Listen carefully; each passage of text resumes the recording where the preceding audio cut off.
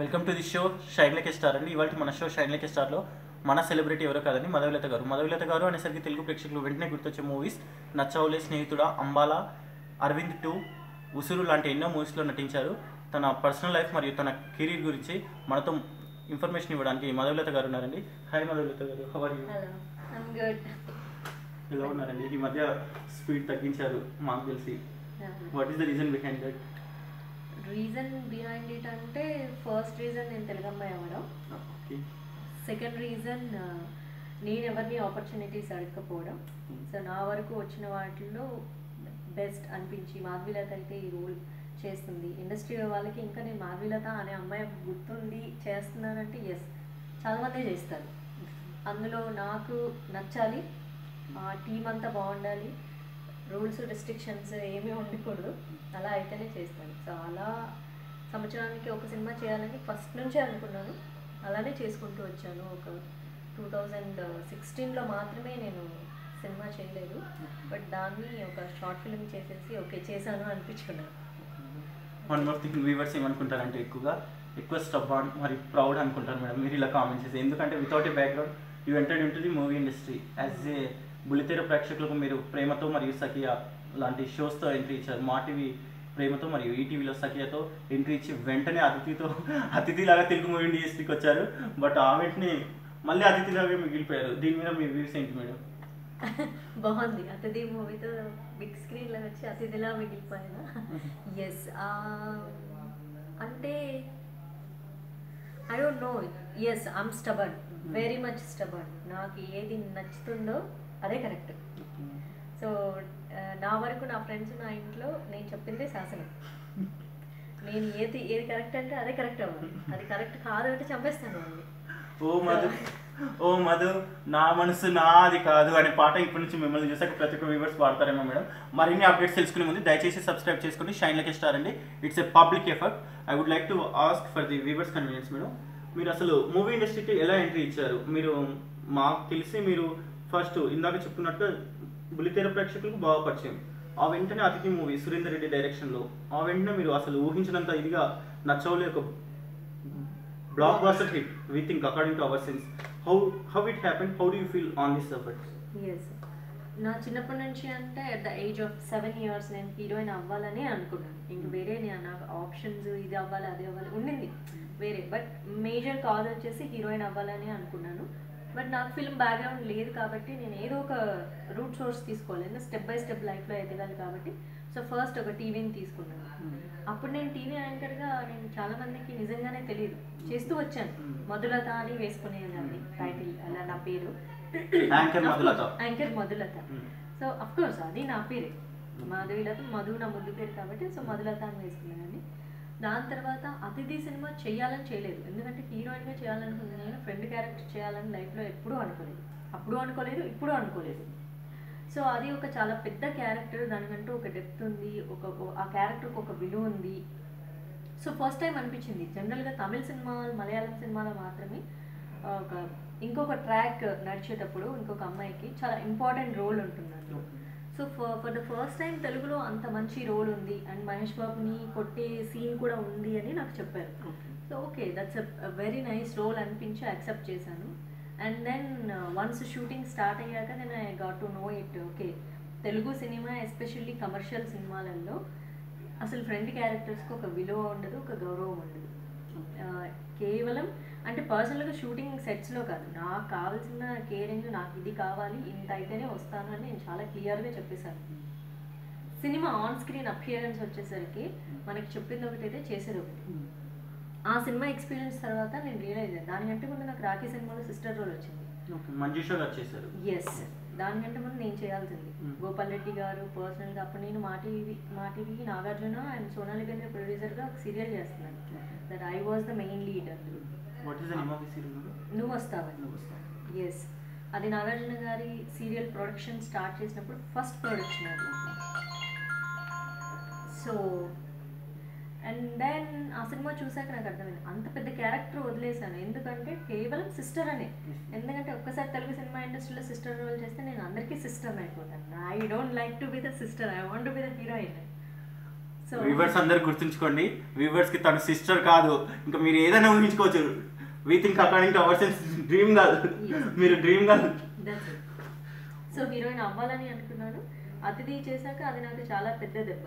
As you know, అక్కడ నాకు చెప్పింది వేరు, షూటింగ్ చేసింది వేరు, ఆన్ స్క్రీన్ అపియరెన్స్ వచ్చరికి చేసిన దాంట్లో కూడా ట్రెండ్ చేసేసింది.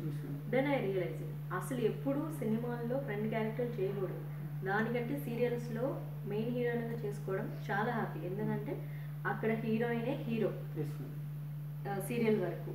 అక్కడ మనం ఎలా చెప్తే అలా ఉంటుంది, అన్ని ఫెసిలిటీస్ ఉంటాయి. సో అయితే సినిమాలో హీరోయిన్ అవ్వాలి, లేకపోతే అసలు I don't want to do anything.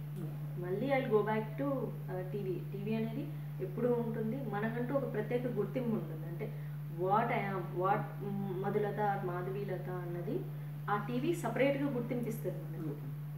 So అలా వెయిట్ చేసి ఓకే ఇంకొన్నాళ్ళు వెయిట్ చేద్దాం. సో నాకు ప్రొఫెషన్ వైజ్ వెయిట్ చేసే ఓపిక ఎక్కువ.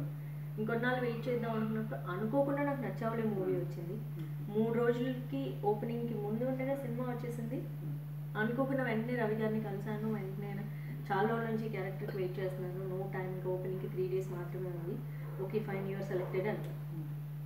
ఓకే మేడం, మరిన్ని అప్డేట్స్ తెలుసుకునే ముందు దయచేసి సబ్స్క్రైబ్ చేసుకోండి, షైన్ లైక్ ఏ స్టార్ అండి. For the viewer convenience I would like to ask one more question madam.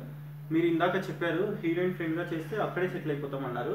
But Trisha గారు ఒక రేంజ్, ఇప్పుడు త్రిష గారు అంటే తను నియర్లీ తన స్టార్డమ్ ఏంటో తెలుసు. తను ఫస్ట్ సిమ్రాన్ గారికి ఫ్రెండ్గా చేశారు వాలి మూవీ. తర్వాత వచ్చేసి కొందరు హీరోయిన్స్ ఫ్రెండ్ క్యారెక్టర్స్లో చేసి తర్వాత క్లిక్ అయిన వాళ్ళు ఉన్నారు. వీటి మీద మీ స్పందన ఏంటి మేడం? అసలు త్రిష ఎస్ నేను చూసాను, వాలి కాదు. So there is other film Simran and Prashanth. So అందులో తను ఒక మోడల్ రోల్ చేసింది. Not even heroine friend. తను ఒక షార్ట్ లో ఇలా గ్లాన్స్ ఇచ్చేసి వెళ్ళిపోతుంది. సో జనరల్ గా మన ఆడియన్స్ మైండ్ సెట్ ఎలా ఉంటుందంటే వెనక తిరిగే మోడల్స్ అని కానీ జూనియర్ ఆర్టిస్ట్ని కానీ ఏదో ఒక డైలాగ్ చెప్పే డైలాగ్ ఆర్టిస్ట్ని కానీ ఇలా సపరేట్ కేటగిరీ ఉంటుంది మన సినిమా ఇండస్ట్రీ. వాళ్ళని ఆడియన్ అనే వాళ్ళు అసలు కేర్ చేయడం గుర్తు కూడా పెట్టుకోరు. సో అలాంటి ఒక రోల్ చేసింది కాబట్టి సో తనకి మళ్ళీ బ్యాక్గ్రౌండ్ వర్క్ చేసి హీరోయిన్ అయ్యే ఛాన్స్ ఉంది తప్ప మన తెలుగులో ఫ్రెండ్ రోల్ చేసిన వాళ్ళు హీరోయిన్స్ ఎంతమంది అయ్యారు? ఒకవేళ అయినా దానికి కూడా రూట్ కాస్ట్ చెప్తాను. సినిమాలో ఫ్రెండ్ క్యారెక్టర్స్ చేసుకుంటూ అక్కడ సాటిస్ఫాక్షన్ లేక టీవీలోకి వచ్చి టీవీలో ఒక గుర్తింపు వచ్చిన తర్వాత మళ్ళీ వాళ్ళు సినిమాలు చేశారు. సో అంతే తప్ప సినిమా ఇండస్ట్రీ అంటే వాళ్ళకి ప్రత్యేకమైన గుర్తింపు ఎప్పుడూ ఇవ్వలేదు. అండ్ ఎస్పెషల్లీ తెలుగు అమ్మాయికి అసలు ఇవ్వదు. సో మీరు త్రిషాని కంపేర్ చేస్తే Trisha is not Telugu, Trisha from Tamil Nadu. Simple reason. మన అచ్చ తెలుగు అమ్మాయి ఇంకా ఏ విషయాలు చెప్పబోతుందో తెలుసుకునే ముందు మీరు దయచేసి సబ్స్క్రైబ్ చేసుకుని షైన్ లైక్ ఏ స్టార్. మీరు చాలా ఇంటర్వ్యూస్లో మీ ఫ్యామిలీ బ్యాక్గ్రౌండ్ గురించి చెప్పారు. బట్ మా shine like a star team కూడా మళ్ళీ మేము విసిగిస్తున్నాం అదే క్వశ్చన్ విషయం. పర్లేదు, మీరు ఓపికతో చెప్తారని మేము ఆశిస్తున్నాము. Please give information about your family background madam. Family background అంటే మాది చాలా చిన్న ఫ్యామిలీ అన్నమాట. చిన్న కుటుంబం, చింతలేని కుటుంబం. అందరు రాసేసుకోండి, చిన్న కుటుంబం చింతలేని కుటుంబం. ఎన్నో వ్యవస్థలు చెప్తాయి ఇలాంటిది. మళ్ళీ మన మధులత గారు కూడా అదే చెప్తున్నారు. దయచేసి మీరు అందరు రాసుకోండి, చిన్న కుటుంబం చింతలేని కుటుంబం. అందులో కింద అలా కంపేర్ చేస్తే మాది మరి కొంచెం పెద్దది. నేను మా 2 అన్నయ్యలు అనమాట. సో డాడీ జాబ్ చేస్తుంటారు. మా అన్నలకి నాకు చాలా చాలా గ్యాప్ అనమాట, 10 years డిఫరెన్స్. నేను స్కూల్లో ఉన్నప్పుడు వాళ్ళు జాబ్స్కి వెళ్ళిపోయారు. నేను 6th 7th చదివేటప్పుడు వాళ్ళు జాబ్స్కి వెళ్ళిపోయారు. అండ్ తర్వాత ఇంకా మా ఇంట్లో నేను ఒక్కదాన్నే పెరిగి పెద్దదాన్ని. సో కాలేజ్ చదువుకొని ఎలా అయినా సరే నేను సినిమా ఇండస్ట్రీలోకి వెళ్తానని చెప్పి హంగర్ స్ట్రైకులు చేసి సో ఇంత చేసి ఫైనల్గా మా మమ్మీ మా డాడీని ఒక్క ఛాన్స్ అంటే ఇవ్వు, తను ప్రూవ్ చేసుకుంటుందంట. నేను మా మమ్మీ మా డాడీని రిక్వెస్ట్ చేసి సో అలా నాకు ఏ రకంగానూ సినిమా ఇండస్ట్రీ బ్యాక్గ్రౌండ్ లేకపోయినా కూడా సో నేను సినిమా ఇండస్ట్రీలోకి వచ్చాను. బేసికల్లీ మా డాడీ రైల్వే ఎంప్లాయీ, ఇప్పుడు రిటైర్ అయ్యారు. అండ్ నాకు 2 అన్నయ్యలు పెళ్ళిళ్ళు అయ్యాయి. So yes. About your directors madam, మీరు చాలామంది డైరెక్టర్స్ వర్క్ చేశారు. నచ్చవలేష్, ఇంకా స్నేహితుడు, ఉసురు, అరవింద్, అంబాలా, చూడాలని చెప్పాలని, తొలిపాట, అనుష్ఠానం, ఇలా చాలామంది డైరెక్టర్స్తో చేశారు. మీరందరూ దయచేసి సబ్స్క్రైబ్ చేసుకోండి. తన డైరెక్టర్స్ గురించి చెప్పే ముందు మీరందరూ కాన్సన్ట్రేట్గా సబ్స్క్రైబ్ చేసుకోండి. షైన్ లైక్ ఏ స్టార్ అండి, it's a public effort. Me directors గురించి మీ మాటలు వినాలని మేడం అందరికీ. Director my first director Ravibabu గారు. Yes. అందరికీ తెలుసు. రవిబాబు గారిది ఒక సపరేట్ స్కూల్ అది.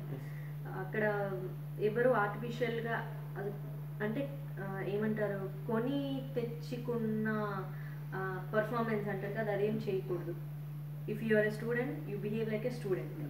కాలేజ్లో if you are a daughter behave like a daughter, if you are a lover behave like a lover, అంతే అనే కాన్సెప్ట్. సో షార్ట్కి ఇలా షార్ట్ కెమెరా ఆన్కి 1 minute ముందు షార్ట్ చెప్తారు. సో అంత స్పాట్లో మా రియల్ ఎక్స్ప్రెషన్స్ని క్యాప్చర్ చేస్తారు.